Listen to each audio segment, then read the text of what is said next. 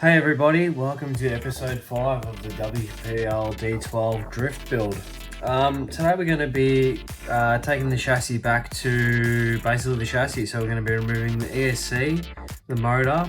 I'll show you how the gearbox and motor are linked to the tail shaft as well. If you want to see how we got to this point and remove the cab and the tub, I'll put a link in the description below, but we're going to get straight into it with removing the ESC first.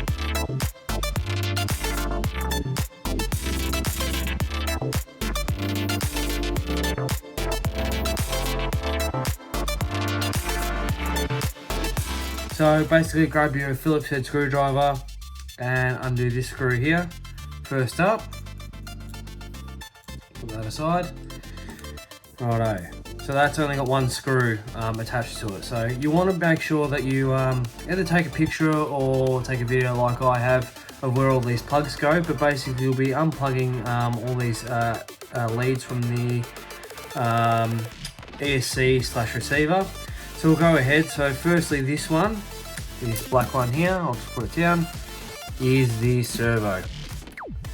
So that one there is the servo. Like I said, take note on the orientation on those 3 pins, right there. So next is the on and off switch, which will be this one here. Put the servo out of the way. That's just a simple plug as well. And then what have we got? We've got the motor, which is your rear one here. That can come out, and then this will be your battery plug running to the rear. Now this is a ESC and receiver built in, and it's an all-in-one unit. So let's put that to the side. Next we'll go ahead and I'll show you the on and off switch. So that will be just a simple 2 screws. I'm not going to remove that now, there's no need, but that should just pull straight out from the top. The servo as well has a couple of screws under here, one, and then on the other side there. You may have to remove this this suspension wire. So that's got a couple of screws that hold down that wire, but that's pretty much easy to see.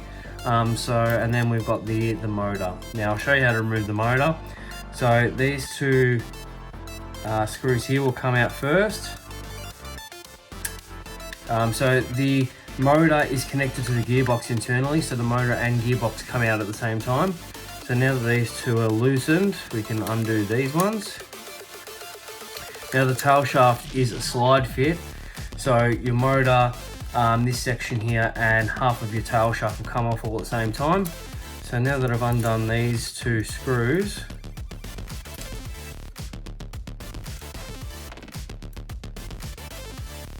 get that all together.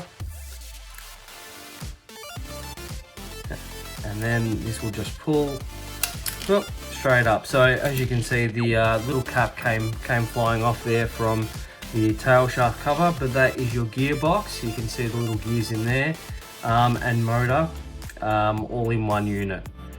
So what we've got left here is the diff and part of the tail shaft. So this diff will come out all in one piece, just with these 2 screws. They're a bit tighter, so one screw here, that takes apart the leaf spring. So let's put them over there.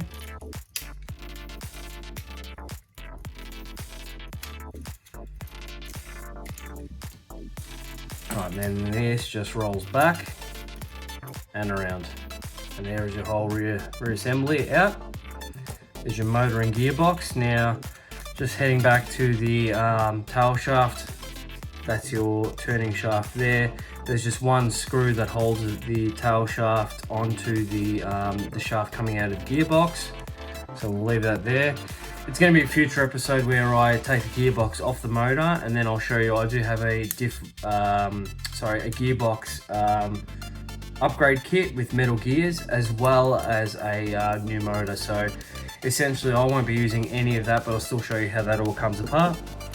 I'm not going to be taking apart the front suspension today, but that is going to be something I will be doing. I do have a lowering kit for this as well, so stay tuned for future episodes while I where I will show you the front suspension lowering kit, motor, gearbox. I've got a diff upgrade kit as well.